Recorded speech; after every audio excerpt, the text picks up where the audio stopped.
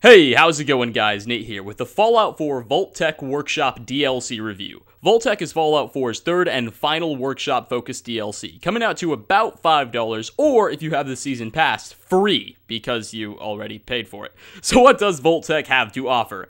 Well, not much. The DLC starts off similar to Automatron or Far Harbor, with a radio transmission that leads you to Vault 88, an unfinished vault with a single resident, a ghoulified overseer, who offers you the opportunity to repair the vault and restart experimentation, as well as a series of quests to help you do it. Now, I use that term, quests, loosely, as they're really just a series of tutorials that took me about half an hour to complete.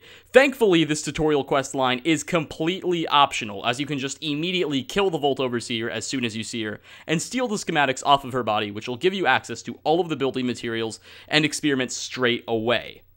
Now, as far as workshop content in and of itself, this is in my opinion the most underwhelming workshop DLC yet. It offers one new settlement, Vault 88, as well as a few experiments, which we'll touch upon shortly, and some new vault-based structures that include some pre-war furniture models.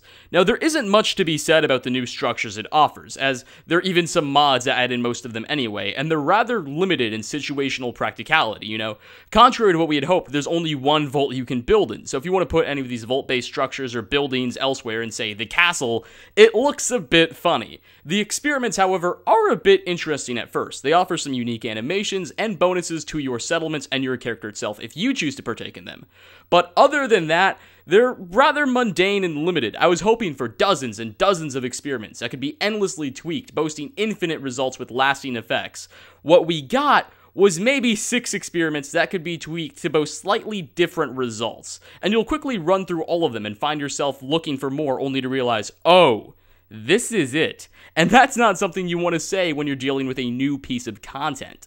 Now, I understand that I sound very cynical of the DLC, and perhaps that's influenced by some frustration with Bethesda releasing 2 other settlement-focused DLCs, and I just feel like this one's completely unnecessary. And maybe one day I'll get in the appropriate mood and want to build a really badass official-looking vault in the ruins of 88, and with this DLC, you certainly have the tools to do that, don't get me wrong. It does add in a hell of a lot of structures, such as hallways, rooms, staircases, with dozens of variants to build a really kick-ass looking vault. It looks really, really good if you want to put your mind to it.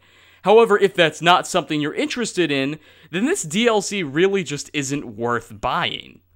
Maybe if Bethesda had added in more experiments, let us build another vault, made the questline more than just this glorified tutorial, maybe that would have influenced the rather critical opinion that I'm currently holding. But they didn't, and perhaps that's a symptom of their laziness. Perhaps they just didn't have enough time or resources on their hands.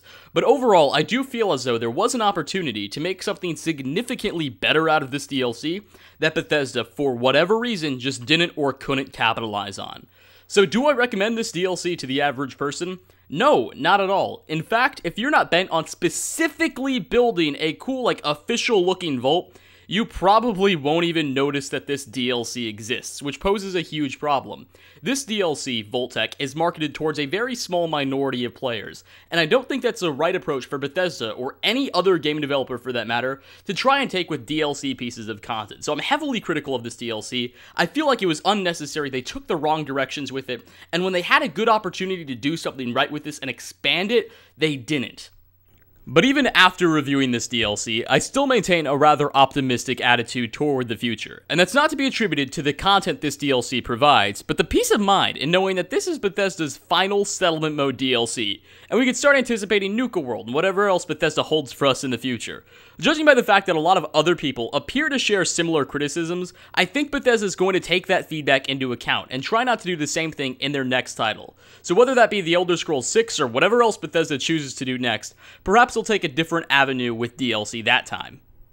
But overall, guys, I hope I influence your opinion in whatever direction you feel most appropriate, or if you already bought the DLC or hold the season pass, hopefully I was at least entertaining. Thanks for watching, guys. If you like this video, leave a like. If you dislike, leave a dislike, and I hope to see you all in my next video. Peace out, everybody.